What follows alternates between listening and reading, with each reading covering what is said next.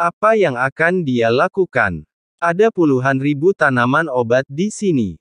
Apakah kita perlu mengekstraknya secara bersamaan? Bagaimana ini mungkin? Teknik alkimia Xiaoyan tampaknya berada di luar imajinasi semua orang di setiap langkah.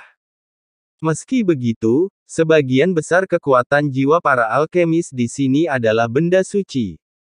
Mereka sudah dianggap tokoh-tokoh jenius, dan hanya ada beberapa alkemis terkemuka. Kekuatan jiwa mereka telah mencapai tingkat yang sama dengan Xiaoyan. Awalnya, saya tidak peduli. Bagaimanapun, mereka juga merupakan alkemis ulung. Namun, setelah Xiaoyan mulai memurnikan obat-obatan, para alkemis top otodidak ini tidak bisa lagi duduk diam dan berdiri satu demi satu, mata mereka berbinar-binar cemerlang. Api yang kita nantikan itu juga bisa dibilang api langka dari langit dan bumi, kekuatannya luar biasa, tapi jika dibandingkan dengan apinya, api itu tidak ada apa-apanya sama sekali. Ada banyak bahan obat yang harus disempurnakan selama proses pemurnian obat ini, yang membutuhkan banyak waktu. Mungkinkah itu meleleh dalam sekejap dan muncullah 3 warna api di antara langit dan bumi? Tidak. Nyala api 3 warna ini tidak terdiri dari satu nyala api, melainkan 3 nyala api. Hitam, putih, ungu. Rumor yang berkembang adalah bahwa Yang Mulia adalah reinkarnasi dengan hati api. Mungkinkah ketiganya adalah Heart of Fire? Jika begitu, menurut catatan di buku-buku kuno, warna yang sesuai adalah nyala api putih dari api abadi dan 10 api iblis yang mematikan.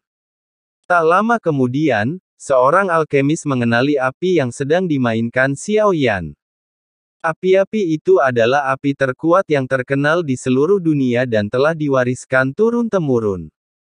Semua alkemis menginginkannya. Namun, mereka semua tahu bahwa api seperti itu hanya tidak bisa dimiliki oleh para alkemis biasa.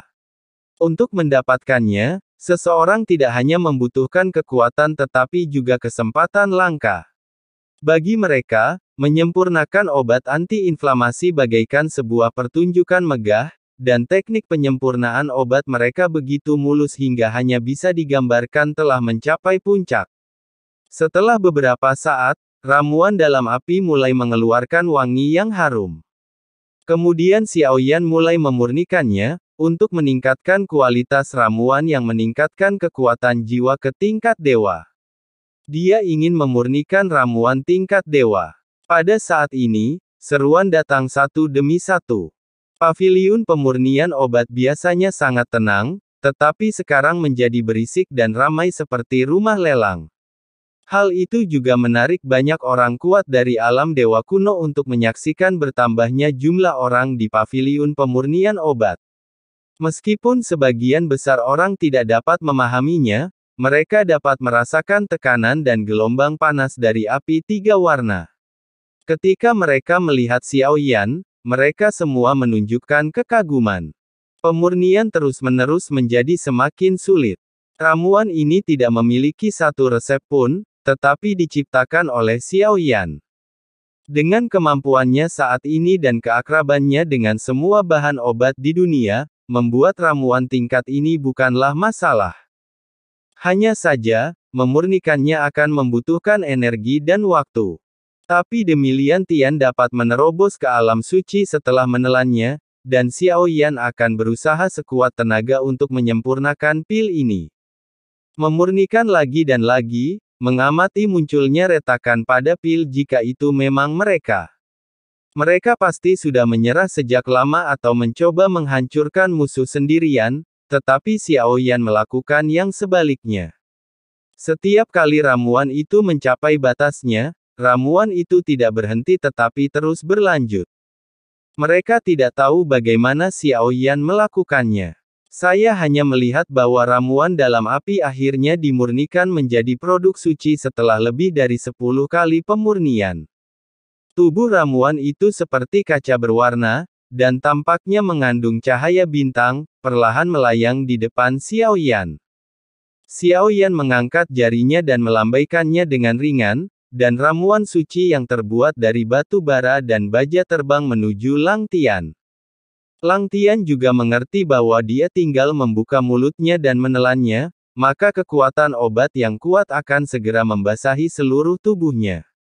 Kemudian Xiao Yan menggunakan energi dan darahnya yang besar untuk mengalir ke tubuh Lang Tian, mengubah esensi dan meridiannya.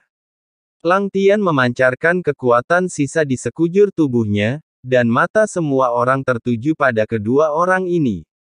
Sesaat kemudian, Lang Tian meraung ke langit dan tiba-tiba membuka matanya. Rambut dan jenggotnya berubah lebih gelap dengan kecepatan yang terlihat oleh mata telanjang, dan kerutan di wajahnya menghilang. Dalam sekejap, Lang Tian berubah dari seorang lelaki tua menjadi seorang lelaki muda, dan dia tampak penuh energi lagi. Ia memancarkan vitalitas tanpa akhir. Sebuah terobosan telah dibuat. Terima kasih kepada Tuan Xiao Shao atas bantuannya. Semua penyakit lamaku kini telah sembuh, dan tenaga serta darahku kini berlimpah. Jika memang demikian halnya, bisakah saya membuat pil dengan benar lagi? Lang Tian tiba-tiba melompat kegirangan seperti anak kecil. Menerobos alam suci selalu menjadi perhatiannya, dan Xiao Yan juga melihat masalah itu. Setelah membantunya menerobos, rentang hidup Lang Tian dapat dipulihkan, dan qi dan darah Yi Yuanshen akan dipisahkan. Tubuh Lang Tian menjadi lebih kuat dari sebelumnya. Xiao Yan berdiri dan memberikan beberapa resep pil kepada Lang Tian sebelum pergi. Lang Tian kemudian kembali ke ruang alkimia untuk melanjutkan retretnya dan membuat pil. Baginya, alkimia adalah hal terpenting, lebih dari apapun, itu adalah hidupnya. Ada juga daerah di alam dewa kuno, yang bahan utamanya adalah besi halus, dan medannya seperti gunung besi di udara, sejauh mata memandang. Ada ribuan bahtera besar, di antaranya beberapa reruntuhan dewa kekosongan dapat terlihat. Pelangi panjang muncul dari kejauhan, lalu melayang di udara, melihat sekeliling. Siapakah sosok Xiao Yan ini? Ini adalah area terlarang. Mungkinkah dia tidak tahu bahwa begitu Xiao Yan mendekat, dia mendengar omelan dan segera seorang penjaga datang menghalanginya. Ding Yuke ada di sini. Xiao Yan tampak lembut dan tidak marah. Semakin baik penjaga ini, semakin aman Ding Yue. Nona Ding Yue berkata dia tidak punya waktu untuk mengawal. Tolong sampaikan pesannya. Xiao Yan datang untuk meminta pertemuan. Xiao Yan mengatakan ini dengan sengaja. Nona Ding Yue berkata bahwa dia tidak akan melihat siapapun, baik ratu maupun para pengawal, dengan senyum di wajahnya, tampak sangat bangga. Dia mungkin tidak bertemu ratu, tetapi dia pasti akan bertemu Xiao Yan. Tolong beritahu saya. Setelah Xiao Yan selesai berbicara dengan kedua tangannya di belakang punggungnya, tekanan kuat terpancar darinya. Wajah kedua penjaga itu berubah, tetapi demi kehati-hatian, mereka memutuskan untuk tidak melaporkannya. Setelah beberapa saat, Ding Yue terlihat mengenakan mantel longgar. Jubahnya terlihat compang camping. Dia muncul dengan senyum di wajahnya dan bertanya, "Tuan muda, mengapa Anda tidak memberi tahu saya bahwa Anda sudah kembali?" Saat Ding Yue mendekat, dia segera menepuk bahu Xiao Yan dengan riang dan bertanya, "Bukankah aku sudah memberitahumu?" Xiao Yan berkata dengan tidak senang. "Apakah ada pemberitahuan?" "Haha, tidak apa-apa. Akhir-akhir ini aku terlalu sibuk. Tapi ku dengar di bawah kepemimpinanmu kita meraih kemenangan besar di Taiksu dan mengusir semua serangga ini." Ding Yue tersenyum canggung, menggaruk kepalanya, dan segera mengganti topik pembicaraan, mengatakan bahwa itu adalah kesepakatan yang bagus bagi mereka, dan mereka juga mendapat banyak produk teknologi Styx dari Taiksu. Mereka sudah dalam perjalanan pulang. Ding Yue tampak sangat gembira. Kecerdasan dan teknologi Taiksu jauh lebih maju dari Senshi, meskipun mereka sedang berperang. Senshi tidak perlu menangkap baju besi seperti yang dilakukan Taiksu, dan tidak perlu terlalu bergantung pada teknologi Styx. Anda bisa hidup tanpanya, tapi Anda tidak bisa hidup tanpanya. Jika Anda dapat menguasainya, Anda dapat memahaminya. Setelah tindakan yang ditargetkan diambil, jika perang skala penuh meletus, korban dapat dikurangi sampai batas tertentu. Dalam jangka panjang, apa yang dilakukan Ding Yue sangatlah penting.